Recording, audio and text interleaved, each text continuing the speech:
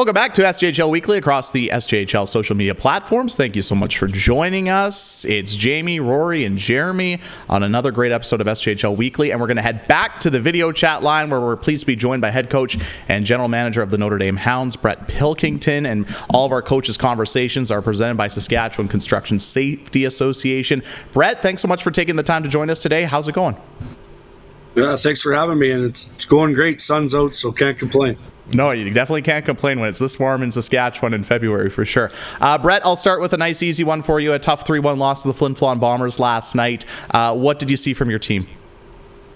Well, we got off to a slow start in the first period there, and they got 3 on us. And, after that first period, we battled pretty hard to play them even for the last 40. But, again, you got to play 60 minutes this time of year and in the SJ all the time. So we're still learning as a young team.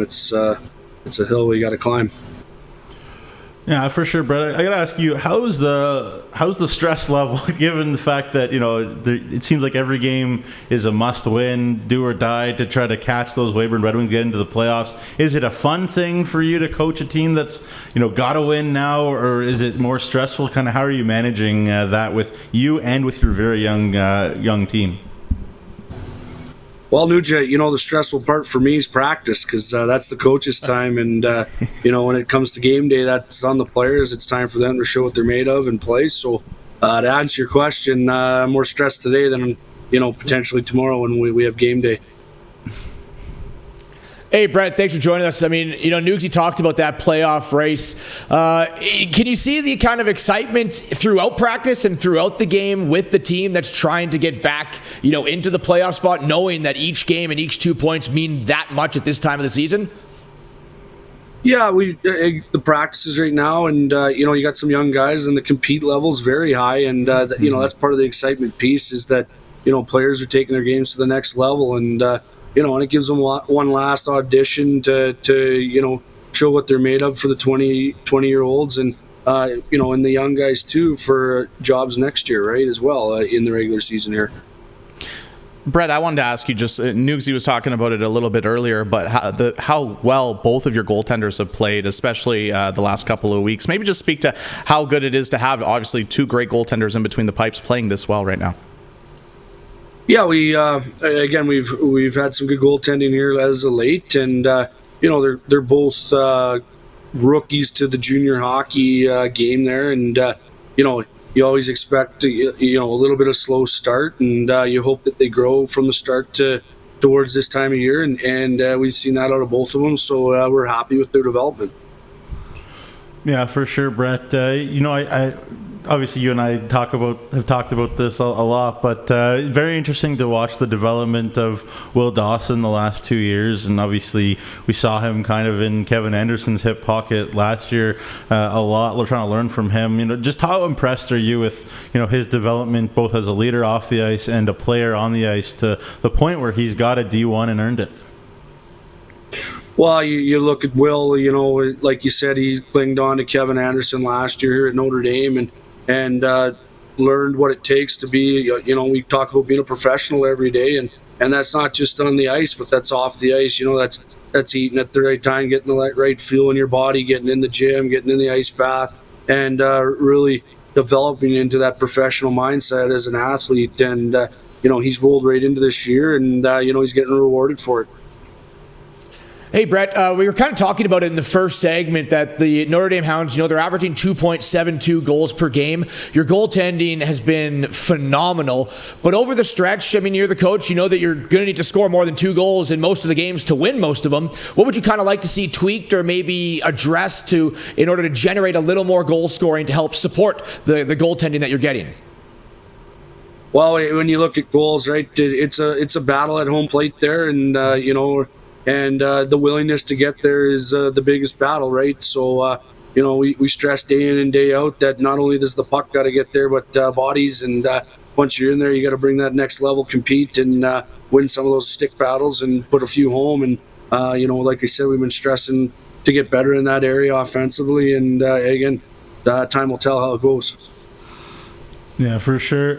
Brett, I also got to ask, I don't know how many people know, but the Canada Winter Games about to kick off in Prince Edward Island, and you're going to help represent Team Saskatchewan. I know it's a bit strange maybe to shift gears at this point in the season, but what's it like to deal with Western Hockey League first round picks, and a lot of people have a lot of these guys that you're coaching and going to be coaching against to be soon to be NHL draft prospects. How exciting is that to represent the province and to be around that level of a player and a human being?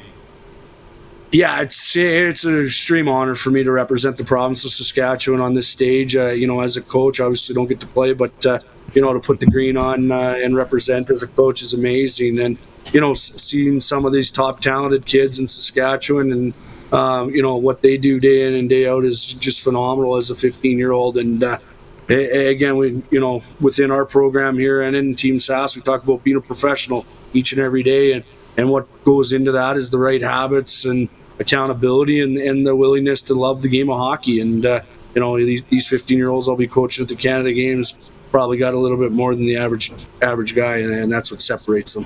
And if you did get to play, you'd be great, Brett. I'd probably be wearing the blue of Alberta if I was playing. Fair enough.